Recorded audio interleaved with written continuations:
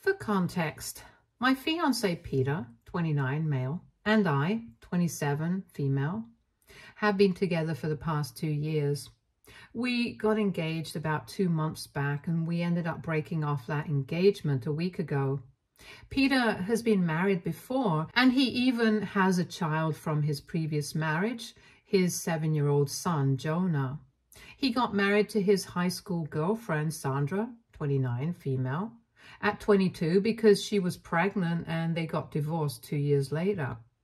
It was a mutual divorce because both of them agreed that they had gradually just fallen out of love with each other, but had stayed together for the sake of their son.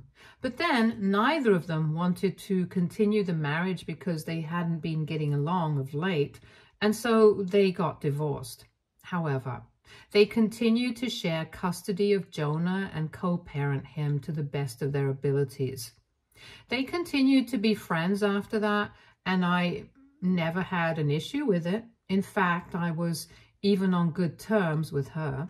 Since they were raising a child together, Peter wanted Jonah to treat all of us like family and normalize this. So we would try and get together for dinner at least once every month, and I was fine with it. And then, unfortunately, Jonah was diagnosed with epilepsy about 6 months ago. It was quite upsetting, but we were all determined to be there for him and not let it become an issue or make him feel self-conscious about it. Anyway, things had been great for the past couple of years, and I was really excited about getting married to Peter. However, 2 weeks ago, he told me that he had to leave for a couple of days because Sandra had apparently had an emergency that he couldn't tell me about, and he needed to be there for her. When I tried to pressure him to tell me about it, he just told me that it was medical in nature and it was too personal, so Sandra did not want anybody to know about it. He said that he just needed to be by her side for the procedure, and after that, he would be back. He said that I had nothing to worry about. All I had to do was just take care of Jonah for the week that he was gone and make sure that he took his medication on time. I was fine with that.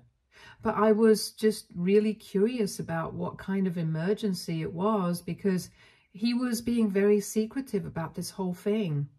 Anyway, he said that it was personal and did not want anybody to know about it. I did not want to be prying, so I did not ask any more questions about it and let him go. I kept in touch with him throughout that 1 week. I was calling him every single night because he said that he was busy during the day taking care of Sandra. Even though I had no idea what could have possibly happened to her, I even offered to visit her in the hospital, but she said that it was not necessary because she did not want anybody there apart from her parents and him. I will have to admit I was feeling kind of jealous that he was going out of his way to be there for her, since all things considered, she was still his ex-wife.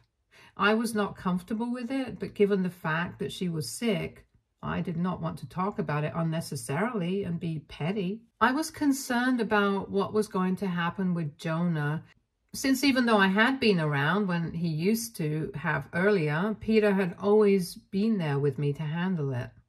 And I was not confident that I would be able to handle it on my own if he had a seizure, so I was very stressed out. I also had to be working from home since Jonah was on summer break, and I did not want to leave him alone at home. Peter usually works from home, so he always stays back, but now, since he was not around, I had to take over.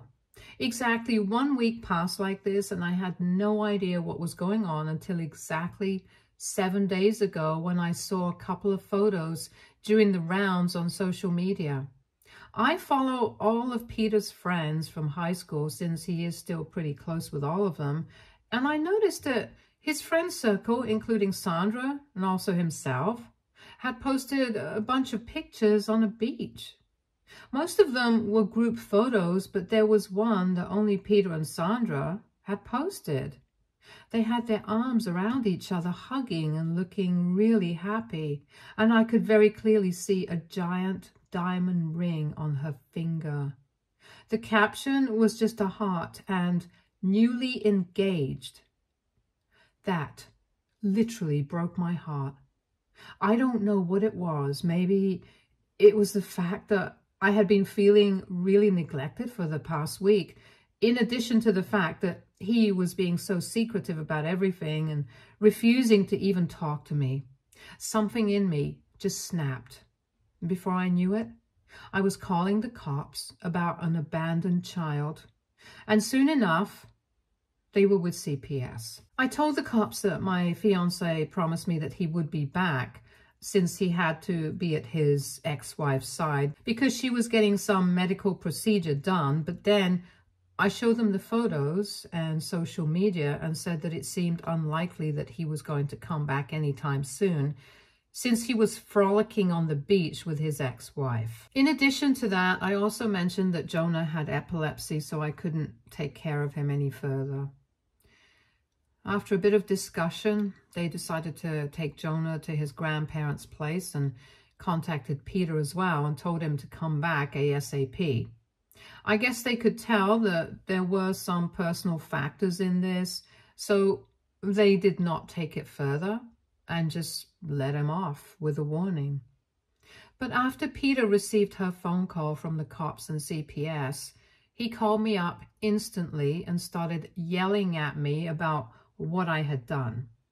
Jonah had already been taken away and dropped off at his grandparents' place, so I had nothing to worry about, and screamed and cursed right back at him. I told him that he was a liar and I wanted nothing to do with him anymore because he had broken my heart in the worst possible way.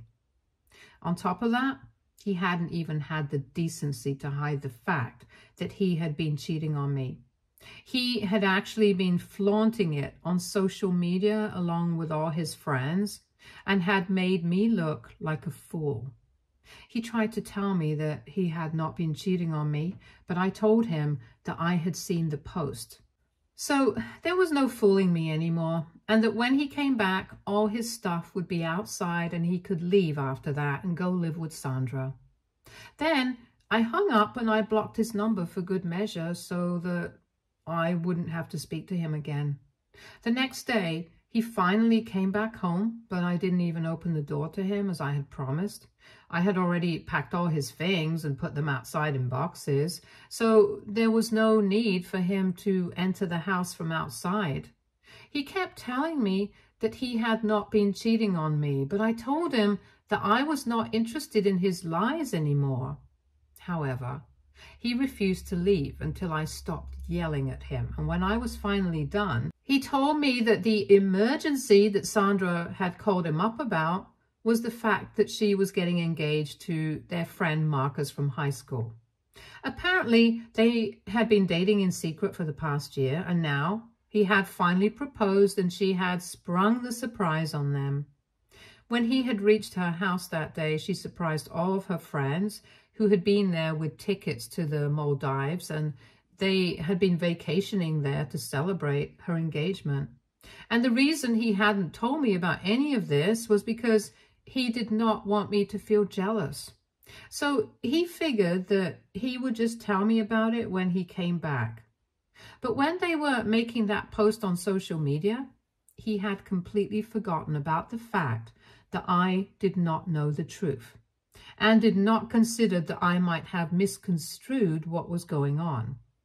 But regardless of that, he had never expected me to call CPS because that was a very rash and crazy decision. He tried to explain to me that the way that I had retaliated for just a simple misunderstanding was insane, and that I should have called him first and at least tried to clear the air with him instead of calling CPS just to get back at him. On top of that, I had even sent Jonah away, which was really cruel because he was just a little boy and he did not know what was going on. So for me to punish him just because I was mad at Peter was unfair. In my defense, I had sent him to his grandparents' place where I knew he would be safe and sound. And I had even consoled him and given him a lot of kisses before sending him away. So it was not like I had treated him cruelly, but even then, I could see where he was coming from. I was a little embarrassed when I heard him tell me what had actually happened, but I wasn't going to back down because ultimately he had still lied to me about a lot of things and had kept up with those lies for almost a week. So I told him that maybe calling CPS was something that I had done in the heat of the moment, but the way that he had lied to me for one whole week was unforgivable.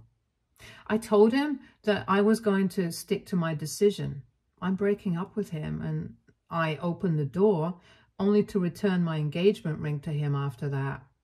Then I shut the door as quickly as I could so he wouldn't have the opportunity to speak to me or even enter the house. He kept begging me to try and understand where he was coming from, but I refused to talk to him. And I told him to just go away because I had nothing left to say to him anymore. For 1 week, he had lied to me, and instead of worrying about what I was going through, he was having fun with his friends on the beach. No amount of apologizing was going to fix that, and nothing was ever going to make it any better for me. So I was sure of my decision of leaving, and after he realized that there was no talking to me, so he put his boxes in his car and left. It has been a week since then, but a couple of days back, I started receiving calls and messages from his friends saying that what I had done was incredibly wrong because I had broken up a really happy family. Of course, I thought that they were talking about Sandra, Jonah, and Peter, but after reading through my messages, I realized that they were actually talking about me, Peter and Jonah. Apparently, Jonah kept asking about me, and Peter had no way to explain to him that I was not willing to see them anymore. Most of his friends said that what I had done to Peter could still at least be justified because they could understand that I was hurt, that he had lied to me. But the way that I had behaved with Jonah was not fine, and that I needed to at least talk to Peter and Jonah and clear these things out. All of them think that I need to give him a second chance because Peter is really distraught, and so is his 7-year-old son. Over the past 2 years, they have noticed how happy both of them have been with me, and they think that I shouldn't let something this insignificant come in the way of our relationship. So now I'm confused because I do feel kind of bad for Jonah. AITA for calling CPS and sending my fiancé's son to his grandparents' place after I found out that he was lying to me about being away for his ex-wife's medical emergency. Update 1. Hi. So a couple of days have passed since I posted here, and people have had a lot of opinions about what I did. I will concede that maybe calling CPS first was not the right move. Like I said, it was something I did in the heat of the moment, and I really didn't think things through. It was vindictive, and I was just really hurt and angry that Peter would lie to me about something so big. And at that moment, I was really convinced that he had been cheating on me all along and had been engaged to Sandra behind my back. I just snapped, which is why I did something so crazy. So I decided to unblock Peter and apologize to him for what I had done. I acknowledged the fact that I had done it simply to get back at him, and my retaliation had probably been much worse than what he had done. I shouldn't have involved Jonah in any of this, and he was right about that part. However, apart from that, I really don't think it was fair of his friends to hold me responsible for breaking up a happy family. If anything, that was his fault for lying to me and going out of his way to hide things so big from me. I feel like if someone is going on a trip to Maldives with their ex-wife and a bunch of their friends to celebrate an engagement, then they should be honest about it with their fiancé, especially if their fiancé is sacrificing her time at work to take care of his son and making sure he's fine. So I wouldn't be so quick to judge myself and say that I'm the one responsible for breaking this family apart. Besides, even if I overlook the fact that initially when Sandra had called him up, even Peter didn't know the truth, I can't just excuse the fact that even after he found out that she was engaged and that they were all going on a trip to the Maldives, he still did not bother to tell me the truth. It was the constant lying that really got to me, to be honest, and I put this all in a message and sent it to Peter a couple of hours back. I did not think that he was going to respond quickly, but within seconds of sending that message, he replied to me and said that he accepted my apology and that he was also sorry about everything that he had done. He said that he did not mean to hurt me, and as he had mentioned earlier, he had only wanted to keep this private until he came back and he could explain everything to me in person because he did not want me to freak out. I thought that it was already not a good idea, but I did not say anything because I didn't want to argue with him. Anyway, after we exchanged those messages, I didn't think that there was anything more left for us to talk about, so I did not reply. But a couple of minutes later, he messaged me again, asking me if I would be willing to meet him in person and at least clear the air between us. After thinking about it, I decided to say no. I did not think that I had anything to talk to him about. I believed that I had apologized and that was it. If I met him in person and spoke to him again, I might have ended up getting back together with him, and I really did not want that. We had had a great relationship, but this one incident had just ruined everything, and I did not have it in me to see him again and then not feel anything. It wasn't like I had moved on entirely in just a couple of days because of this incident. And all that had happened was that I had stopped trusting him, but I still felt for him. So I said no. But then he literally started pleading with me, saying that after all the things that we had together, we owed each other this much. He said that we couldn't just part ways without having one last meeting and at least attempting to clear the air. Even though he was quite insistent, I had made up my mind, so I just ignored these messages after a while, and then he stopped. I feel terrible about what's going on in my life, but it's not like I can help it. So I have just decided to come to terms with it. It's going to be really difficult for me because I do love a lot and I miss Jonah as well. But there's not much that I can do in this situation. Update 2. Hello, so it's been a week since my last update, and after I had ignored the last few messages that I had received from Peter saying that he wanted to meet me, he stopped texting me.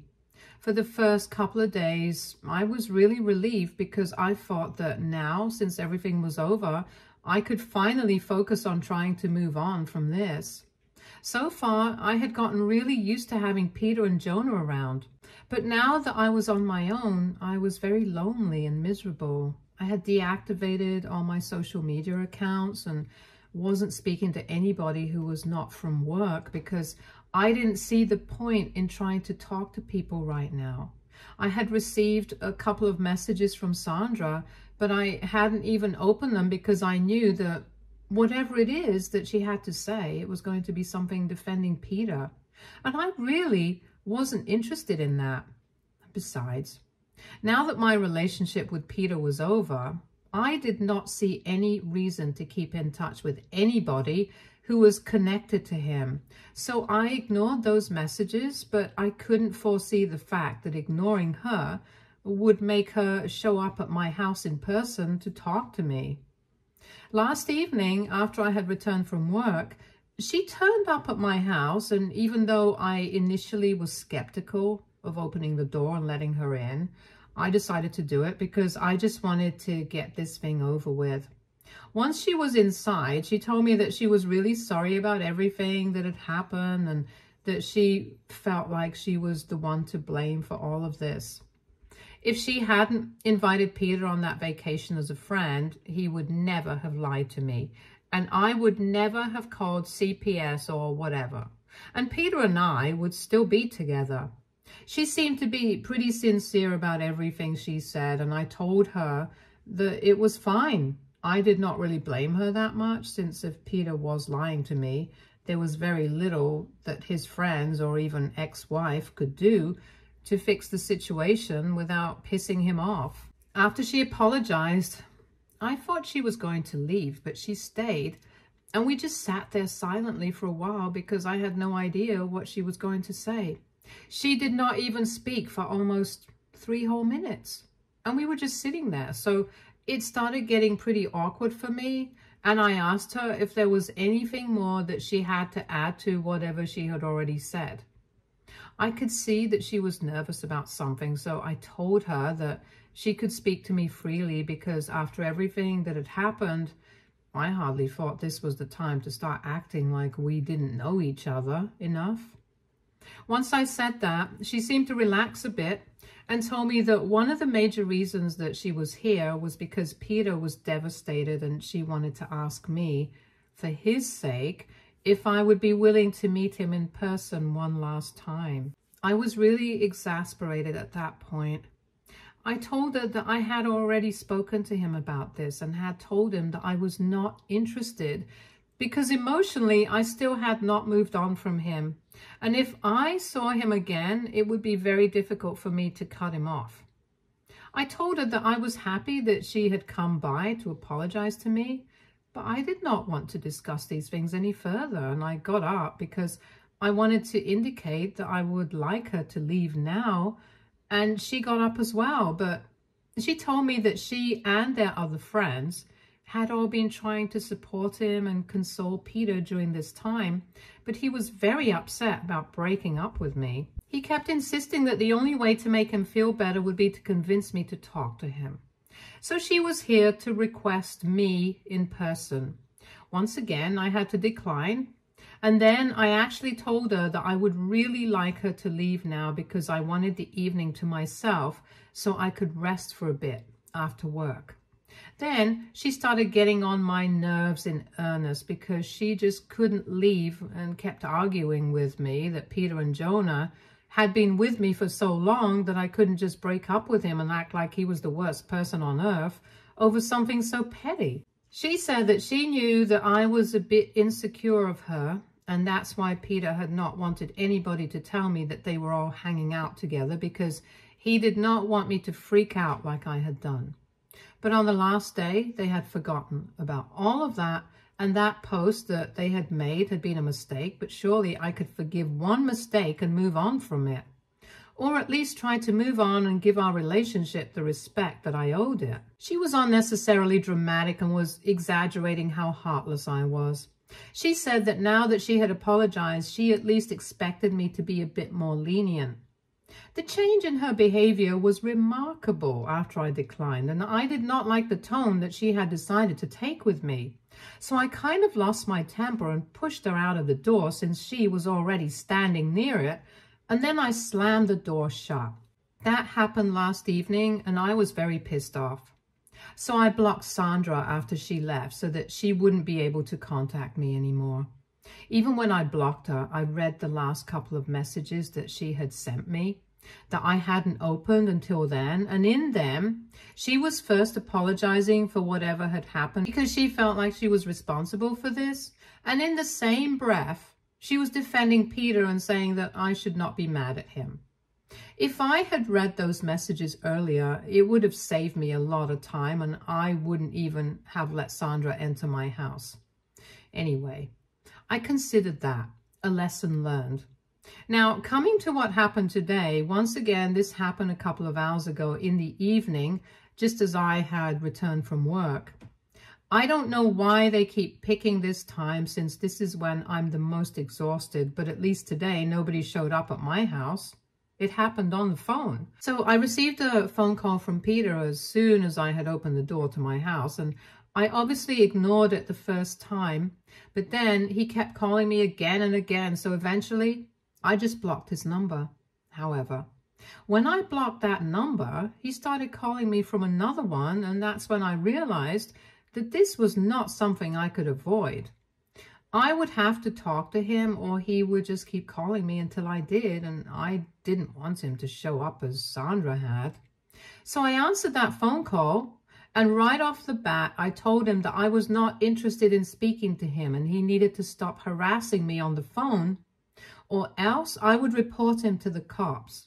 I thought that he was going to apologize once again, but instead he started yelling at me and said that I had no right to threaten him with the cops when I was the one who had physically attacked Sandra. I was really confused about what he meant when I suddenly remembered that I had shoved her outside the door last evening when she was refusing to leave and kept arguing with me. Truth be told, I wouldn't even say that it was an attack, since I had just pushed her out the door and she was always standing pretty close to it. She might have lost her balance for a couple of seconds, but it wasn't like she had been seriously injured, so I don't know where that physical attack thing came from. But when Peter threatened to call the cops on me because of that, it really rubbed me the wrong way. I told him that she was the one who had come to my house and then had started arguing with me instead of leaving when I asked her to, so I had every right to push her out. And if he was so mad about it, he could take it up with the cops. He continued to try and argue with me, but I told him that while no cop would press charges against me for what I had done, I definitely had grounds to mess with him. So he would be better off not bothering me anymore. So far, I had tried to respect him and the relationship that we had had in the past, but as of now, he was getting on my very last nerve. And I was not going to allow this to happen anymore. I made it very clear to him that if he called me or bothered me even one more time, I would make sure that I got in touch with a lawyer, and then that would put an end to his harassment in the worst way possible.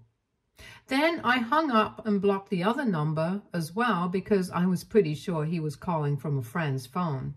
So I knew that his friends must have been around him at that point in time and had probably either already heard our conversation, or he would be filling them in right then after the phone call. So I just blocked everybody from his friend circle, and now I think I'm finally going to get some peace.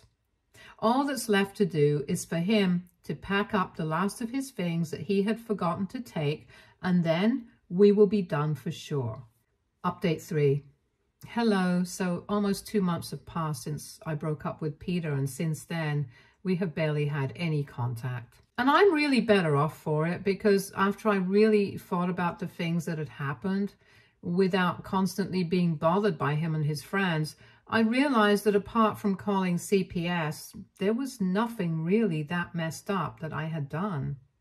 And yet they had made me feel like I was the bad guy and were constantly trying to downplay how messed up it was for Peter to go on vacation with his ex-wife and his friends, celebrate her engagement, and not even tell me about it while we ourselves were engaged to be married in a couple of months. On top of that, he left Jonah with me, not caring about what would become of him if he had a seizure and I was not well equipped enough to deal with it. Anyway, I realized that they were horrible people. I started feeling much better about my decision to cut him out of my life, and honestly, I found it very easy to move on from him after that.